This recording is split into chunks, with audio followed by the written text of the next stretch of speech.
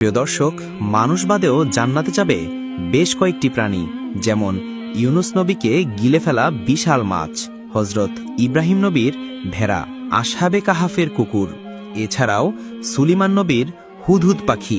সেই হুদহুদ পাখি কেন জান্নাতে যাবে? হুদহুদ পাখির কি কি ক্ষমতা ছিল? আর সুলেমান নবী হুদহুদ পাখিটিকে কোথায় পেয়েছিলেন? এছাড়া আরও জানব সুলেমান নবীর আংটি চুরি করে কিভাবে একটা জিন তার রূপ ধারণ করেছিলেন, আর সেই আংটির কি ক্ষমতা ছিল সেটা জানলেও অবাক হবেন। আরো জানবো সুলেমান নবীর এক রহস্যময় বিবাহর ঘটনা। হলে চলুন শুরু করি আজকের ভিডিও। হজরত সুলাইমান আলাইহি ওয়াসাল্লাম ছিলেন মহান আল্লাহ তাআলার একজন রাসূল। তিনি ছিলেন হজরত দাউদ আলাইহি ওয়াসাল্লামের পুত্র। মহান আল্লাহ তাআলা তাকে সমগ্র দুনিয়ার বাদশাহী দান করেছিলেন। তিনি এই দুনিয়ার পক্ষে প্রায় ৭৫০০ বছর পর্যন্ত মানুষকে তাওহীদের দাওয়াত দিয়েছিলেন। এছাড়া মহান আল্লাহ তাআলা তাকে সমস্ত পশু পাখির ভাষা বুঝার বিশেষ ক্ষমতাও দিয়েছিলেন। একদা হজরত সুলাইমান আলাইহি ওয়াসাল্লামের দরবারে বনের সমস্ত পাখিরা এসে হাজির হল। পাখিরা হজরত সুলাইমান আলাইহি ওয়াসাল্লামকে তাদের পরিবারের একজন মনে করত। তারা সবাই হজরত সুলাইমান আলাইহি ওয়াসাল্লামের সেবায় নিয়োজিত হয়ে গেল। তারা কে কে কাজে পারদর্শী তার ফিলিস্তি হজরত সুলাইমান আলাইহি ওয়াসাল্লামকে দিতে লাগল। সমস্ত পাখির কথা শেষ হলে এবার এলো হুদহুদ পাখির কথা। হুদহুদ পাখি হজরত সুলাইমান আলাইহি ওয়াসাল্লামকে সম্বোধন করে বলল, হে আল্লাহর নবী, আমি সবসময় আপনার নিকটে থাকতে চাই। আমার এমন একটি জ্ঞান রয়েছে যা অন্য কোনো পাখির কাছে নেই। এই কথা শুনে হজরত সুলাইমান আলাইহি ওয়াসাল্লাম হুদহুদকে বললেন, তোমার এমন কি জ্ঞান রয়েছে যা অন্য কারো কাছে নেই? তখন হুদহুদ পাখি বলল, হে আল্লাহর নবী, আমি যখন আকাশে উড়ে বেড়াই তখন পৃথিবীতে পানির স্থলগুলো আমি দেখতে পারি। এই কারণে মাটির গভীরে থাকা পানিও আমার দৃষ্টি এড়ায় না। আমি উপর থেকেই পানির গভীরতা মাপতে পারি এবং পানির উৎসের খোঁজ বের করতে পারি। সেজন্য আমি যুদ্ধের সময় আপনি এবং আপনাদের সৈন্যদের সঙ্গে থাকতে চাই। তার কথা শুনে হজরত সুলাইমান আলাইহি ওয়াসাল্লাম খুশি হয়ে বললেন, হে হুদহুদ পাখি, তুমি আমাদের একজন ভালো বন্ধু। আমরা যখন পানি ও ঘাসবিহীন মরুভূমিতে অবস্থান করব তখন তুমি আমাদের সঙ্গে থেকো। হজরত সুলাইমান আলাইহি ওয়াসাল্লামের এই কথা শুনে কাক খুবই ঈর্ষান্বিত হল। অতঃপর সে বলল, হে আল্লাহর নবী, এই হুদহুদ পাখি মিথ্যা বলে আপনার সঙ্গে বেয়াদবি করেছে। সে আকাশ থেকে মাটির ভেতরের পানির গভীরতা দেখতে পায়, অথচ এক মুঠো মাটির নিচে তার জন্য পেতে রাখা ফাঁদ সে দেখতে পায় না। যদি তার কথা সত্যিই হয় তাহলে সে মাটির ওপরে শিকারীর রেখে দেওয়া ফাঁদে আটকে যায় কেন? কাকের কথা শুনে হজরত সুলাইমান আলাইহি ওয়াসাল্লাম হুদহুদ পাখিকে জিজ্ঞাসা করলেন, হে হুদহুদ, কাক যা বলেছে তা কি সত্য? যদি সত্যিই হয় তাহলে তুমি আমার কাছে এমন মিথ্যা বয়ান কেন দিলে? হুদহুদ বলল, হে আল্লাহর নবী, দয়া করে শত্রুর কথায় কান দেবেন না। আমি আমার জ্ঞান এবং দক্ষতা নিয়ে যা বলেছি তা মিথ্যা হলে আমাকে হত্যা করে ফেলুন। কাক আমার বিরুদ্ধে যা বলেছেন তা দিয়ে সে মহান আল্লাহ তাআলার আদেশ এবং সিদ্ধান্তকে অস্বীকার করেছেন। সে এই কথা বুঝতে পারছে না যে নিয়তির কারণে আমি ফাঁদ দেখতে পাই না। এটার সঙ্গে মাটির নিচে থাকা পানি দেখতে পাওয়া বা না পাওয়ার কোনো সম্পর্ক নেই। মহান আল্লাহ তাআলা যদি আমাকে ফাঁদ দেখার ক্ষমতা দিতেন তবে অবশ্যই আমি মাটিতে থাকা ফাঁদ দেখতে পেতাম। একদিন হজরত সুলাইমান আলাইহি ওয়াসাল্লাম তার দরবারে বসেছিলেন। তখন মালাকুল মাউত হজরত আজরাইল আলাইহি ওয়াসাল্লাম তার দরবারে এসে হাজির হলেন।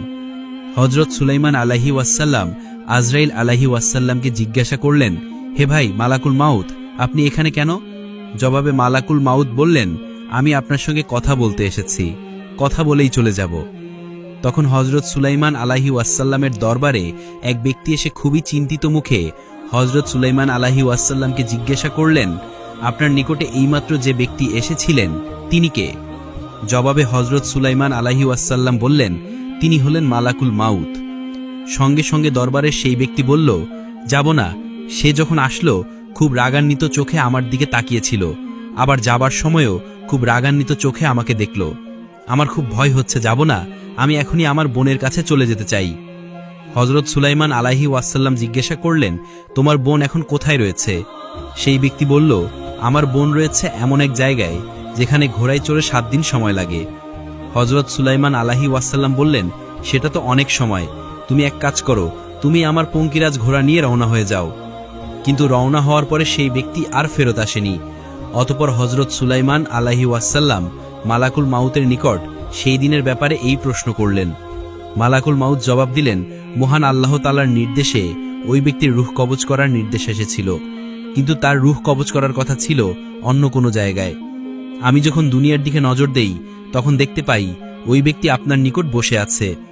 যেহেতু আপনার প্রাসাদ থেকে সেই জায়গার দূরত্ব প্রায় 7 দিনের মতো, তাই সে আপনার পঙ্কিরাজ ঘোড়া নিয়ে রওনা হয়ে যায়, এবং যখন সে সেখানে পৌঁছে তখন আমি তার রূহ কবজ করে নেই। হযরত দাউদ আলাইহি ওয়াসাল্লাম ছিলেন মহান আল্লাহ তাআলার একজন নবী এবং রাসূল। একদা হযরত দাউদ আলাইহি ওয়াসাল্লাম তার পুত্র হযরত সুলাইমান আলাইহি ওয়াসাল্লামকে ডেকে পাঠালেন।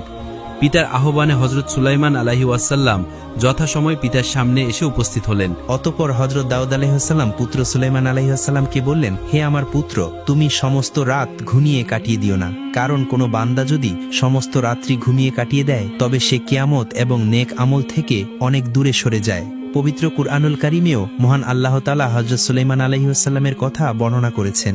মহান আল্লাহ তাআলা হযরত সুলাইমান আলাইহিসসালামকে অনেক জ্ঞান এবং ক্ষমতা দান করেছিলেন। একদা হযরত হুদ আলাইহিসসালামের কাছে দুজন ব্যক্তি তাদের অভিযোগ নিয়ে হাজির হলো। তাদের মধ্যে একজন ছিল কৃষক এবং অপরজন ছিলেন ভেড়ার মালিক। কৃষক ব্যক্তি ভেড়ার মালিকের বিরুদ্ধে অভিযোগ করে হযরত দাউদ আলাইহিসসালামকে বলল, হে আল্লাহর নবী, অমুকের ভেড়া আমার ফসলের জমি খেয়ে নষ্ট করে দিয়েছে, আমি এর উপযুক্ত বিচার চাই। হযরত দাউদ আলাইহিসসালাম তার জ্ঞান অনুযায়ী বিচার করলেন এবং বললেন, এই ব্যক্তির কাছে যতগুলো ভেড়া রয়েছে তার মূল্য এই কৃষকের ফসলের মূল্যের সমান। অতএব ভেড়ার মালিক তার ক্ষতিপূরণ হিসেবে তার সমস্ত ভেড়া এই কৃষককে দিয়ে দেবে।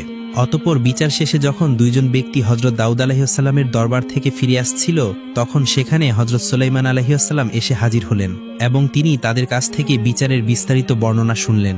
সমস্ত কথা শুনে হযরত সুলাইমান আলাইহিসসালাম সেই দুই ব্যক্তিকে নিয়ে পুনরায় হযরত দাউদ আলাইহিসসালামের নিকট হাজির হলেন এবং বললেন, হে পিতা, আপনি অনুমতি দিলে এই দুই ব্যক্তির অভিযোগ অনুযায়ী আমি আপনাকে একটা পরামর্শ দিতে চাই। হযরত দাউদ আলাইহিসসালাম বললেন, হে বৎস, তোমাকে অনুমতি দেওয়া হলো, পেশ করো তোমার সেই পরামর্শ। অনুমতি পেয়ে হযরত সুলাইমান আলাইহিসসালাম বললেন, হে পিতা, আপনি এই ভেড়ার মালিকের সমস্ত ভেড়া কৃষকের কাছে সোপর্দ করে দিন এবং কৃষকের সমস্ত জমি এই ভেড়ার মালিকের কাছে সোপর্দ করে দিন। এরপর ভেড়ার মালিক কৃষকের জমিতে পুনরায় চাষ করে সেই অবস্থায় ফিরিয়ে আনুক যেই অবস্থায় এই ভেড়ার মালিকের ভেড়া তার ফসল নষ্ট করেছিল, এবং এর মাঝে এই কৃষক সমস্ত ভেড়া থেকে দুধ এবং পশম সংগ্রহ করে উপকৃত হোক। এরপর ভেড়ার মালিক কৃষককে তার ফসল ফিরিয়ে দেবে এবং কৃষক তার কাছে থাকা সমস্ত ভেড়া ভেড়ার মালিকের কাছে সোপর্দ করবে। হযরত দাউদ আলাইহিসসালাম হযরত সুলাইমান আলাইহিসসালামের এই পরামর্শ শুনে খুবই খুশি হলেন। অতঃপর তিনি তার পূর্বের রায় পরিবর্তন করে পুনরায় সেই দুই ব্যক্তিকে এই